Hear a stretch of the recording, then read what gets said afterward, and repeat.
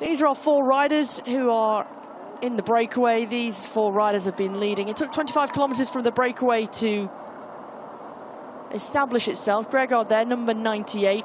Just next to him in the orange jersey, that's Xavier Isasa. We saw him a lot in the first week of this Vuelta. Number 182, that's Thomas Champion, who will be thriving and really enjoying these kind of conditions, particularly in the Giro d'Italia. He much favours those.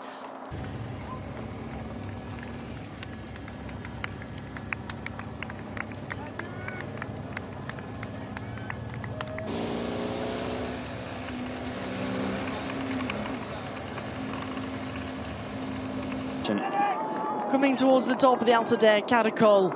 This 7.2 kilometer climb, second category.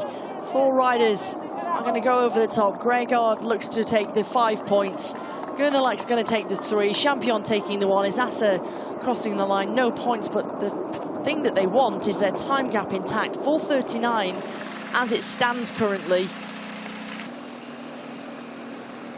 So we've got Caden Groves, of course, Pavel Bittner with Team DSM-Firmenich Post-NL. He wants to try and take his second stage victory. Kipo Kern-Farmer, the wildcard team, that second division team in the dark green jerseys. Pablo Castillo's right in the line trying to help out, as has Iban Ruiz, as he has been all day.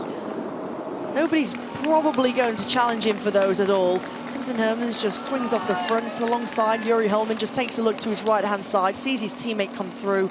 Caden Groves takes the remaining 10 points of the intermediate sprint. Nicely done. Great job from Alpecin-Deceuninck. Nice job. I think at this point, a lot of the riders have, well, they had already kind of almost given up on the green jersey, but it was a different rider. But now I think it looks like... There goes another rider. They make the junction. The 3 riders are caught. Isasa's caught. Gregor is caught.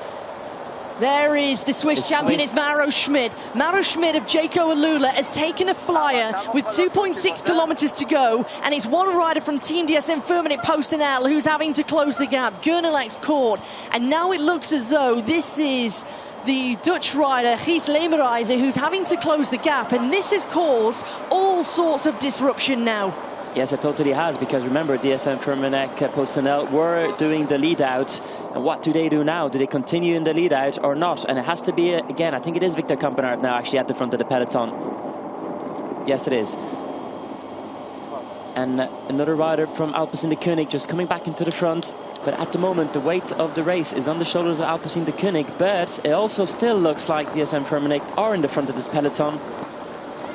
It's getting very chaotic. It's not really organised, this chase. This is looking good for the first 3 riders. Moving up is Jonathan Narvaez. He's got 1 rider to protect him. Carlos Canal is there. He's trying to move forward, as is Filippo Baroncini. But they've got a small matter that 3 riders are off the front.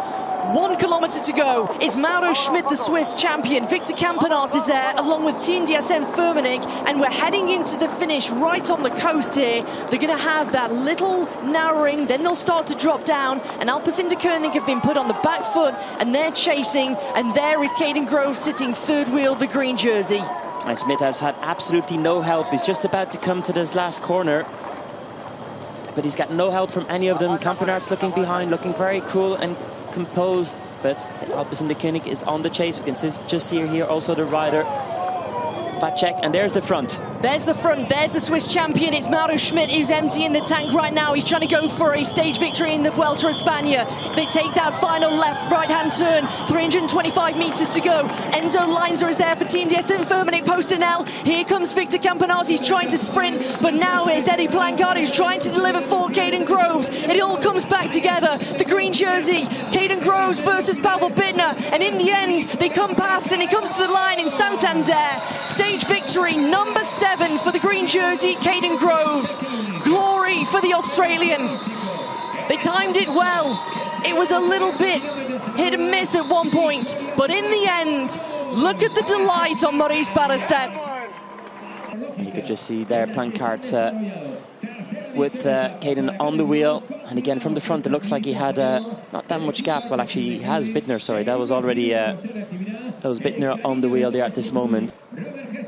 Yeah, he's done his team a good job there, because when you have your team riding all day long, yes, it's not the first positions, but he's up there and he's been very competitive.